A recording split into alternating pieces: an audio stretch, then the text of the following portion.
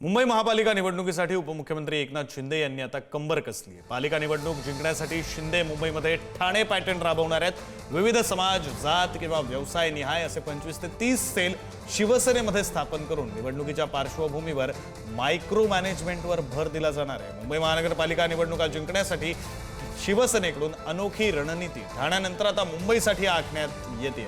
शिवसेनेशी संलग्न असलेले स्थानिक लोकाधिकार समिती महासंघ ही मराठी भाषिक आणि भूमिपुत्रांसाठी काम करणारी संघटना माजी खासदार गजानन कीर्तिकर यांच्या नेतृत्वात पुन्हा ऍक्टिव्ह केली जाणार आहे। 10,000हून अधिक सदस्य या संघटनेचे आहेत। मात्र सत्तांतरानंतर अनेकांनी शिंदेच्या शिवसेनेत प्रवेश केला होता। याशिवाय लोकाधिकार समिती मुंबई आणि महाराष्ट्रात स्थित विमा, तेल कंपन्या, विमान वाहतूक संघटना, रेल्वे संघटना, परिवहन संघटना, संशोधन, केंद्र सरकारच्या सर्व मंत्रालयांच्या कार्यालयांमध्ये या संघटना सक्रिय केल्या जाणार आहेत। समाजनिहाय सेल स्थापन करून त्याच समाजातील अडकलेले प्रश्न त्यांच्यातील एक लोकप्रतिनिधी नेमून त्या समाजाला संघटित करून त्या समाजाचा पाठिंबा निवडणुकीत मिळवण्याचा पॅटर्न ठाण्यात राबवला होता। हाच पॅटर्न मुंबईत राबवला जाईल।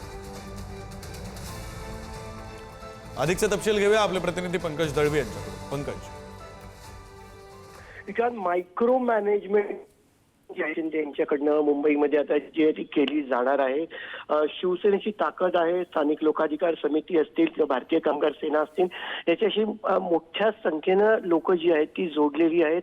स्थानिक लोकाधिकार समितीचे सदस्य 10,000 आहेत, म्हणजे 10,000 कुटुंब त्या संघटनेशी जोडलेली आहेत। त्यामुळे मायक्रो मॅनेजमेंट जी आहे ती सुरू केली जाईल। जातनिहाय वेगवेगळ्या समाजानुसार, व्यावसायिक गटानुसार 25 ते 30 जे आहेत ते गट जे आहेत ते स्थापन केले जातील। ते त्या गटावरती जबाबदारी जी असेल त्याच्यानुसार काम करतील।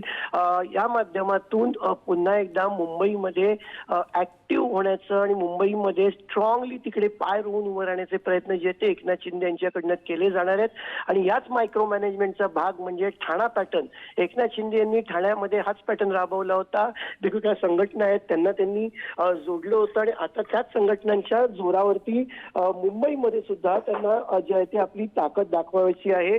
कारण समोर प्रतिस्पर्धी दोन असणार आहेत। एक तर उद्धव ठाकरे यांची शिवसेना आहे, महाराष्ट्र नवनिर्माण सेना आहे। दोन्ही पक्ष जे आहेत ते संघटनात्मक बेस पक्ष आहेत।